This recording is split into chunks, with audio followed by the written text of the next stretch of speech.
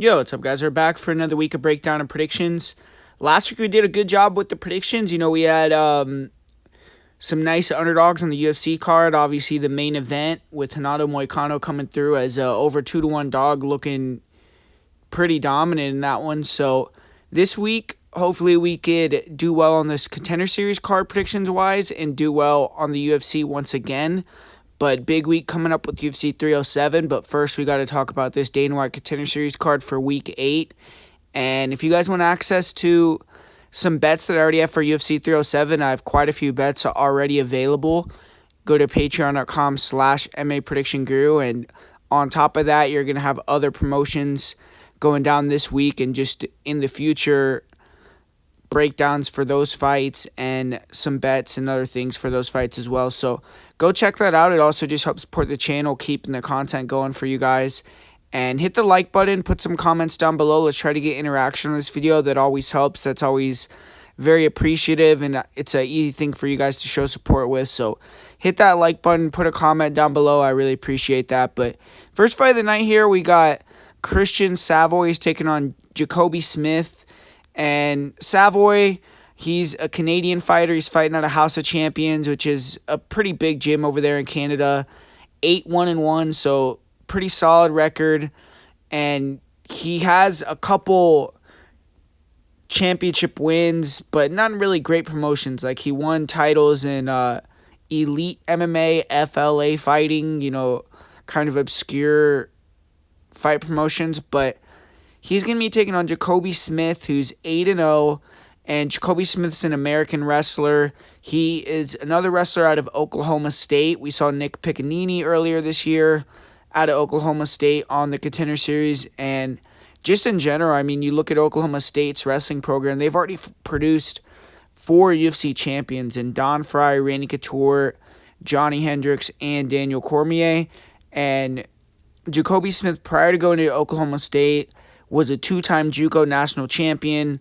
He was a 2-time Big 12 champion at Oklahoma State. He was an All-American, so he didn't just wrestle for the program. He was very elite at wrestling there. And this is a good matchup for Jacoby Smith on paper. I mean, not only is he younger, more athletic, a lot bigger, but he has a far superior wrestling base. You look at Christian Savoie, tough guy. He has some serious knockout power. You definitely have to respect him in close range. You don't want to brawl with him. Smith just needs to be careful when he's going for these takedowns. If he's using the upper body clinch, don't leave a lot of space for Savoie to maybe sneak in a good hook or uppercut. But Jacoby Smith himself, man, I mean, the guy has big power, one-punch knockout power. If he gets in close, can land his punches, he could take guys out, and he's gotten some savage knockouts lately. And Savoie just does not have great takedown defense. Jacoby Smith is going to be able to take him down at will, I feel like.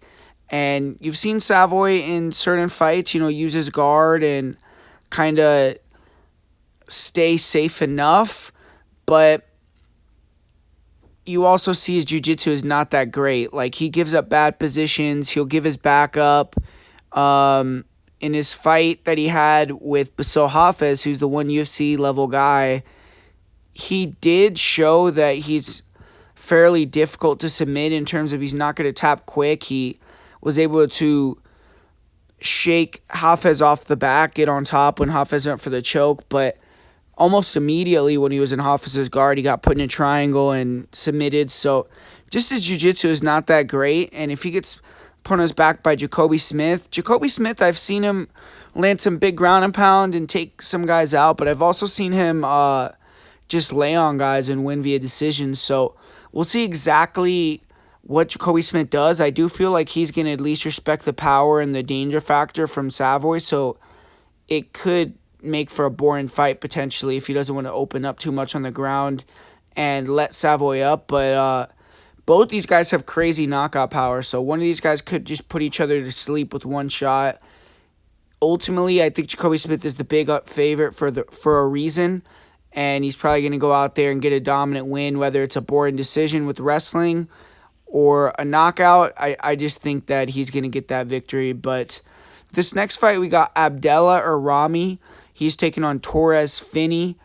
And man, I mean, third time for Finney on the Contender Series, and if this saga ends with him earning a contract, I mean, maybe it could have been a blessing in disguise. He's built up his fan base, and he's gotten some decent experience. But obviously, the last time he was on the show, which was in August, his performance wasn't as good as it was when he came on the show in 2023. Dana kind of ripped him a little bit, and he also made a big issue of Finney's inactivity, and I think that's why Finney got back on the show, because Dana was not aware that Finney was the alternate for the Ultimate Fighter, and that's why he only had one fight in between his last Contender Series fight and his most recent Contender Series fight.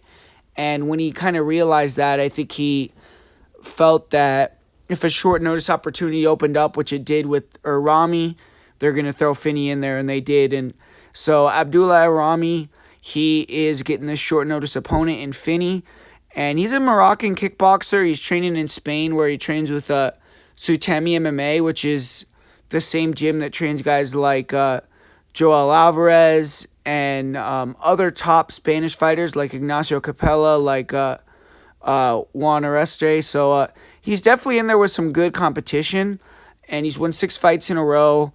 And most recently, he got a first-round knockout for PFL Europe in a big upset, and he's going to be trying to do it again. But you look at him, Abdullah Ramy, he's a good striker. He does a good job kind of tucking his chin, keeping his hands high, hits hard. He'll throw big power, 3-2s, 2-3s, uppercuts, overhands, and he rips the body well also. I mean, if this fight stays standing, he is wild, so he always gives his opponent an opportunity to kind of land on him too, but he's definitely the more technical fighter. He puts some nice punch kick combos together where he'll slip in some head kicks, and his left hook is nice. He's just kind of deceptively fast as well. So I think Ramy has good striking.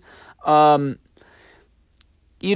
have seen fights where he's kind of struggled with the length of his opponents and tried to clinch. This fight, obviously, that's not going to be an issue, but he can't clinch a little bit, and I've seen him get takedowns, and he's not a zero in terms of his grappling, but it looks like he's low level.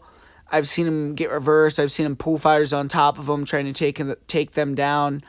And in his fight in PFL Europe, he was fighting this Russian guy who did get him down a few times, and Ramy showed that, he's not a zero in the grappling by scrambling back up to his feet, defending a couple submissions, and his opponent was really sloppy and wild and just going out there trying to get that quick submission, and when he couldn't get it, he wilted, and Ramy just knocked him out. So there was a lot of mistakes made by his opponent as well, but that opponent is used to going in there, being aggressive, taking guys down, putting them in bad position, and ending them, and Ramy, when he got put in those bad positions, was able to get out of them and break the guy. So you can't blame Ramy for his opponent being a quitter, but I just didn't think it was a great showing there. I mean, from either guy, I guess, Ramy's takedown offense just didn't look that good, but his cardio is good, and he's going to be in the fight. And Torres Finney, I mean, we know exactly what he's going to do. He's going to use those big overhands. He's going to level change, get the double, try to lay on you, and I feel like it's a dog or pass fight. Finney most likely uses wrestling to nullify and get the win. Maybe he even could land a big overhand and get the knockout, but I feel like Ramy has that knockout threat in his own right, so if you want to put some change on Ramy by KO, I don't think it's the worst bet in the world. Finney's going to be extra motivated, though, to get this win. He's been more active. Obviously, he has that comfortability factor in this environment. Ultimately, I mean, I think he should win this one. I'm going to say he wins a decision. And you'd think they're going to give him a contract, man. Even if it's boring, it'd be a little bit cruel not to. But we'll see how that plays out and what happens, once and for all in this Torres Finney Contender Series drama. But, yeah, man, continuing on through the card, we got David Martinez versus Xavier Franklin, and what I think is probably the best fight of the night. You got Martinez, who's a Mexican fighter. He's fighting out of Bone Breakers MMA, which is a well-known gym, 10-1, and he's had almost all his fights with Combate, so he's been fighting in a good promotion. And he's the champion over there. recently he's had a couple championship fights. He hasn't fought in over a year though, so hopefully he looks sharp because he's been on a roll lately and deserves this opportunity, but I don't know why he's been sitting out. And for Xavier Franklin, he's a Texas fighter. He's currently the peak fighting champion, and he's been looking good as well. So it's a fun clash of styles between these guys. I think both these guys could compete in the UFC right now, and they're both good strikers. Xavier Franklin, he's a pressure fighter. He normally has been shorter than his opponents, but in this fight, he's actually going to be a little bit taller, but he fights shorter. He has a crouch stance. He wants to pressure, cut the cage off, box on the inside. He has good hands, good hand speed, good hand combinations. He attacks the body. And his opponent, David Martinez, he kind of likes to make fighters come to him. He uses a lot of footwork, lateral, side to side. He's fast, evasive. He has good counter hands and kicks, and he likes to move, throw punch combos, angle, and then he is good at going low with kicks, going to the legs, and then switching it up, going high, and taking you out. And he's fast, he's powerful as a kicker, kind of has average punching power. Xavier Franklin, he doesn't really kick very much, and he doesn't have as wide of a striking arsenal, but he has more punching power, and he's better in the pocket. I think that Martinez's movement and his kicks will give Franklin problems, maybe even open up a head kick. I've seen Franklin dropped the head kick in one of his previous fights, and Martinez is going to be pot-shotting, angling, and I just haven't seen him really fight an athletic boxer like Franklin and cut the cage off well, so I don't know if Franklin forces him to some exchanges, if Martinez is going to have that composure and ability to fight there, but I feel like Martinez being a Mexican, having 5 rounds of cardio, he's going to have the toughness to, hang in the pocket, maybe exchange a little bit. If he gets rocked or if he has to use a lot of movement, he's going to have the cardio, I believe. And I don't really think either guy's going to look to grapple here too much. So I see it being more of a stand-up battle. And I think it could go either way. I think it's a close fight because optically Franklin's going to be the guy pressuring, coming forward. And if he has a few moments where he can land some big punches and some exchanges, and Martinez is landing cleaner, but maybe not super often, it could end up being close. But ultimately, I just think Martinez is going to be able to eventually start to land more and heavier and get that win, probably via decision. But it's just a great high-level fight. I think both these guys are very solid, and like I said, I could see them both in the UFC in the future, but going to go with Martinez for tomorrow night. And this next fight, to me, this is the worst fight on the card, I would say, between Alberto Montes and Carlos Calderon.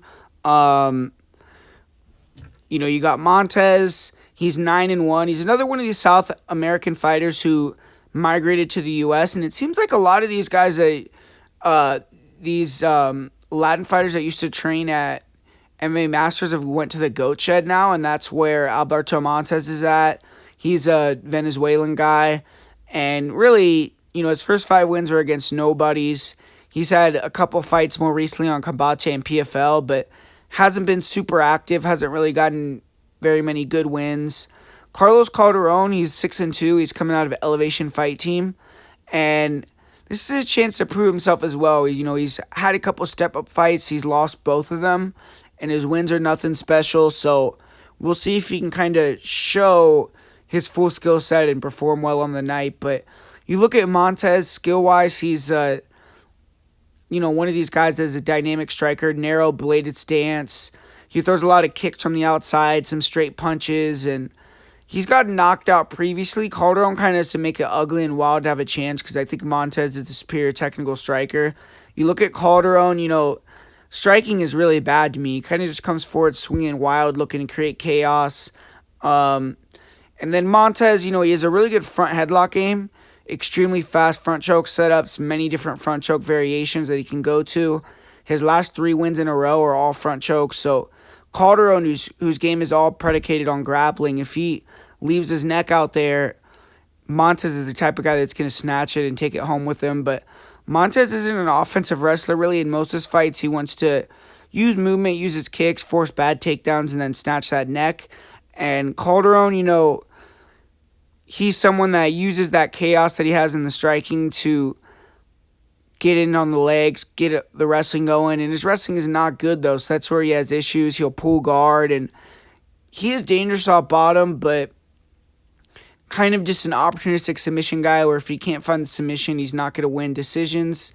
But he has good guillotines. He has a couple fast triangles, good back takes. But I'm kind of unimpressed with both guys. I feel like they're not the greatest, but I'm going to take Montes. I'm going to say he rocks Calderon and then submits him in the first round. So give me Alberto Montes, round 1 finish in that fight. And finally, we got the main event here. We got DR. Nergozay's taking on Bartos here. And, you got Bartos. He's 27 years old. He's a Polish fighter. Ankos MMA fighter, which when you see that gym, you got to know that's a very good gym there. And he's the FEN champion, which is a decent promotion in Poland. All but one of his fights have been for FAN, and his other one was UAE Warriors. This is going to be his first fight in the U.S. And you look at his opponent, DR, he is someone who's undefeated, 9-0. He's a Kazakh fighter.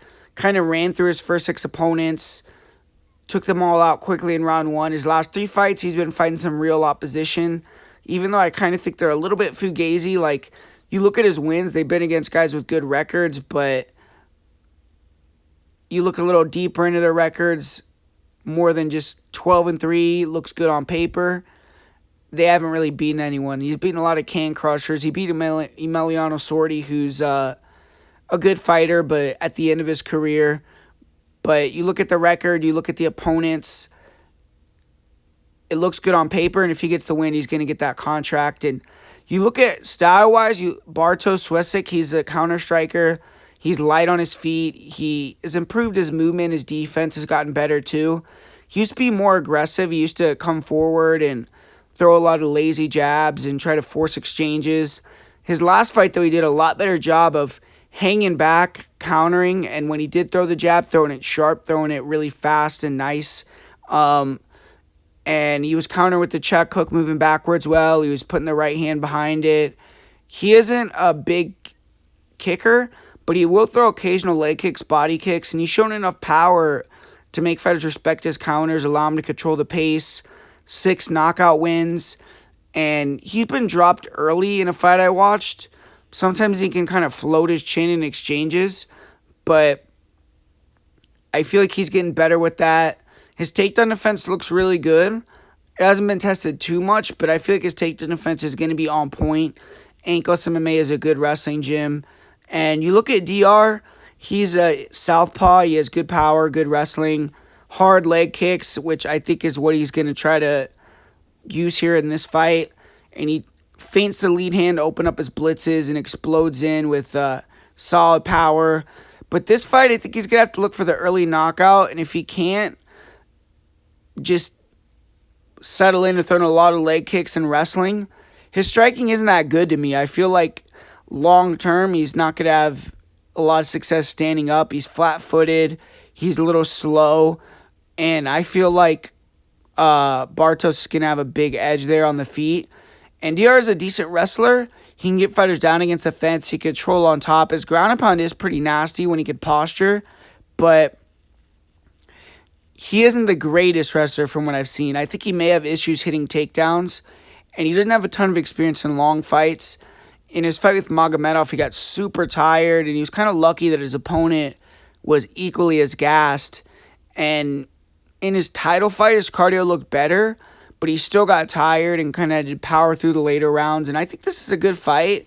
Both fighters are solid, and I'm going to go with Bartos, though. I just think that he's going to keep it standing, control the distance, land more than Nergozay. He has the speed advantage, and I think his takedown defense should be enough to hold up here. I think he has the cardio edge and the toughness edge, too. And I'm just fairly impressed with Bartos' progression. I think he's getting better and better. And I'm not sold on Nergozay. I feel like he has a shiny record, but I think it's a little bit of fool's gold. He hasn't been that active, and I'm going to go with Bartos via late stoppage or decision here and predict him to get the victory in the main event. So there you have it, guys. full card breakdown and predictions for Contender Series. Hopefully you enjoyed this episode here. Hit the like button. Put a comment down below like I said at the beginning of the video. And in terms of my most confident pick on the card, I guess Jacoby Smith would be my most confident pick.